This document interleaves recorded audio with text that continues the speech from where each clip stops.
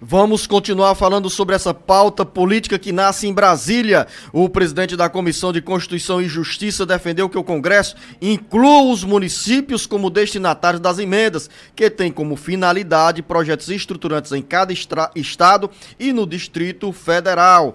Essa mudança na destinação dos recursos faz parte de um acordo entre representantes do Legislativo, Judiciário e também do Congresso Nacional. Legislativo, Judiciário e Executivo. Quem conta detalhes com repercussão nos cofres dos municípios é o Sátrio Salles. O acordo entre representantes dos poderes Legislativo, Executivo e Judiciário para os recursos de emendas parlamentares individuais voltarem a ser liberadas passou a ser questionado 24 horas após ser apresentado. O presidente da Comissão de Constituição e Justiça, CCJ, do Senado, Davi Alcolumbre, defendeu nesta quarta-feira que os municípios sejam incluídos como destinatários das emendas de bancada. O acordo costurado entre os três poderes no Supremo Tribunal Federal estabelece que esses recursos têm como finalidade projetos estruturantes em cada estado e no Distrito Federal. Segundo Alcolumbre, se ficar com essa tese fechada de que só pode obras estruturantes, os municípios importantes serão prejudicados. Alcolumbre alertou ainda que não dá para fazer obras estruturantes excluindo os municípios. O acordo também prevê a proibição da individualização das emendas de bancada, prática que tem ocorrido desde que os recursos se tornaram impositivos.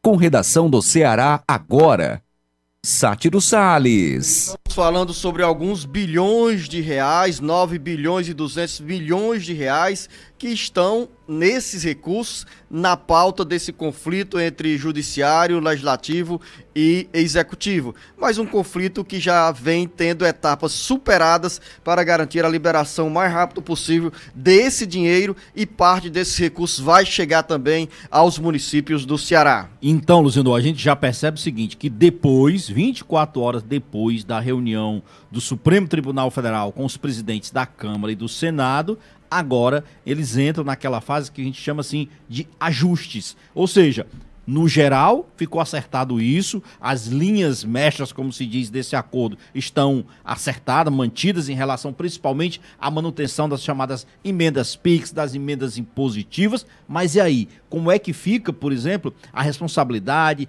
a questão dos repasses para os municípios, como é que cada estado e município vai ter direito a essas emendas, ou seja, nada disso, de fato, Luciano, está completamente ainda resolvido. Tanto é que e isso está na dependência, inclusive agora, do Flávio Dino, por exemplo, liberar finalmente essas emendas, porque elas estão suspensas até agora, apesar do acordo. E por que isso, Luciano? Exatamente porque falta esses ajustes no acordo que foi feito na reunião de terça-feira. Mas o fato é, o entendimento geral é que o Congresso Nacional saiu bem nesse acordo. O próprio Ou seja, linguagem que eu usei ontem, que os deputados e senadores ganharam a queda de braço. Mas é uma queda de... Não, eu concordo. Não é o problema que eu questiono não é a questão da queda de braço. Porque dá a impressão de que o governo saiu derrotado. O governo não saiu derrotado. O governo traz para si o controle destas emendas também. E era isso que estava faltando. E já os parlamentares não tem mais aquela história de estrada aberta, livre,